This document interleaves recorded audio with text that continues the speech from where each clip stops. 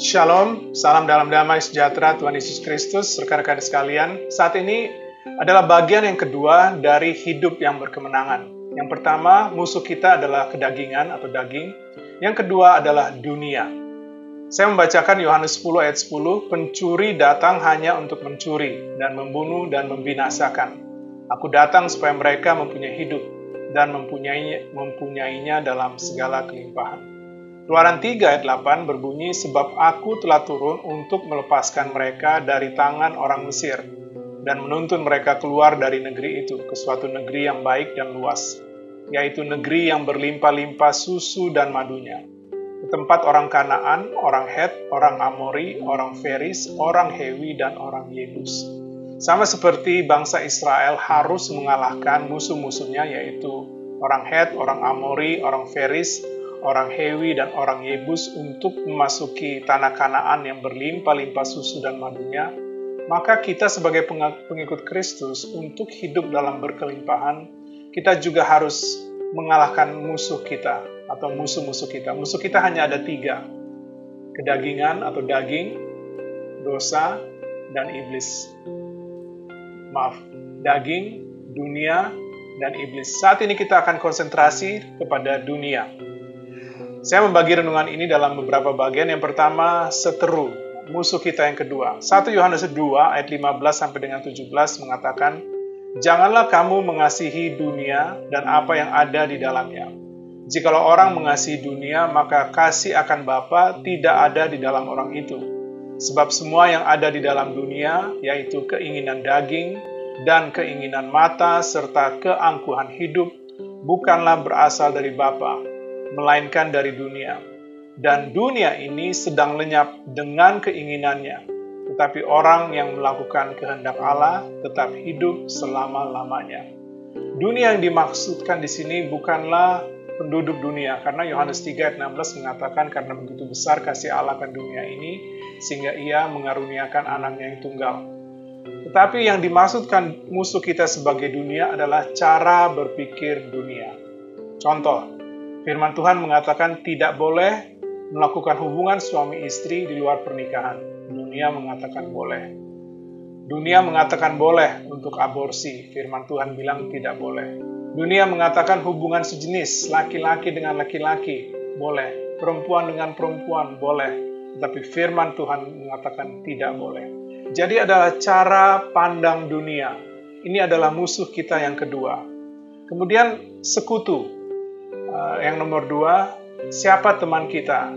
Dan teman kita adalah Tuhan Yesus sendiri. Tuhan Yesus juga mengalami godaan-godaan dari ketiga sumber, yaitu daging, dunia, dan iblis. Dan di Ibrani 4 ayat 15 mengatakan, sebab imam besar yang kita punya, bukanlah imam besar yang tidak dapat turut merasakan kelemahan-kelemahan kita. Sebaliknya, sama dengan kita, ia telah dicobai, hanya tidak berbuat dosa.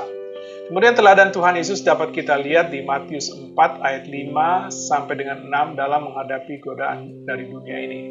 Firman Tuhan mengatakan, kemudian iblis membawanya ke kota suci dan menempatkan dia di bubungan bait Allah.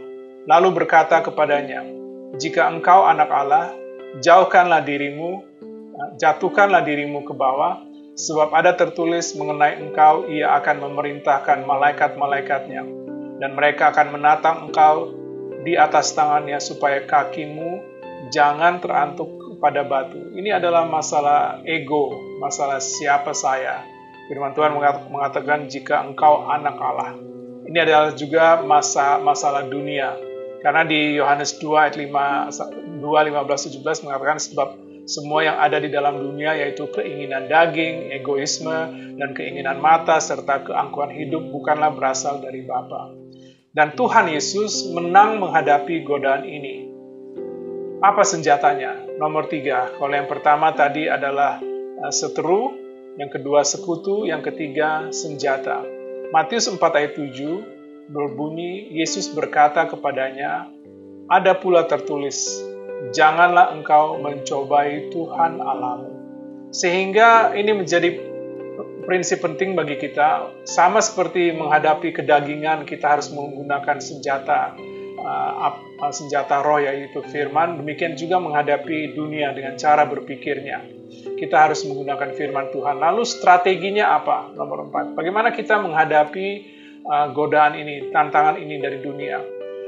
Kalau dalam bahasa Inggrisnya, yang pertama adalah flee, untuk kedagingan kita menjauh. Maka dalam bahasa Inggrisnya untuk menghadapi dunia adalah faith, artinya iman kepada firman Tuhan. 1 Yohanes 5 ayat 4 mengatakan, sebab semua yang lahir dari Allah mengalahkan dunia, dan inilah kemenangan yang mengalahkan dunia, iman kita. Roma 10 ayat 17 mengatakan, jadi iman timbul dari pendengaran, dan pendengaran oleh firman Kristus. Sehingga aplikasinya, kalau dunia mengatakan hubungan sejenis boleh, maka firman Tuhan bilang tidak boleh. Oleh karena salah satu dosa sehingga Tuhan menghancurkan Sodom dan Gomora adalah hubungan sejenis ini. Kalau dunia mengatakan sebelum menikah boleh melakukan hubungan suami istri, maka firman Tuhan mengatakan tidak boleh. Sehingga senjata kita menghadapi dunia dengan cara berpikirnya adalah tetap beriman atau faith kepada firman Tuhan. Sebagai penutup, kita diselamatkan untuk menang. Kita diselamatkan untuk menang dari kedagingan dan juga dari dunia. 1 Yohanes 5 ayat 4 sampai dengan 5 mengatakan, sebab semua yang lahir dari Allah mengalahkan dunia. Dan inilah kemenangan yang mengalahkan dunia, iman kita. Siapakah yang mengalahkan dunia selain daripada Dia yang percaya bahwa Yesus adalah anak Allah? Kiranya Tuhan Yesus memberkati pemberitaan dan penerapan firman-Nya. Saya Johan Luhulima. Haleluya. Amin.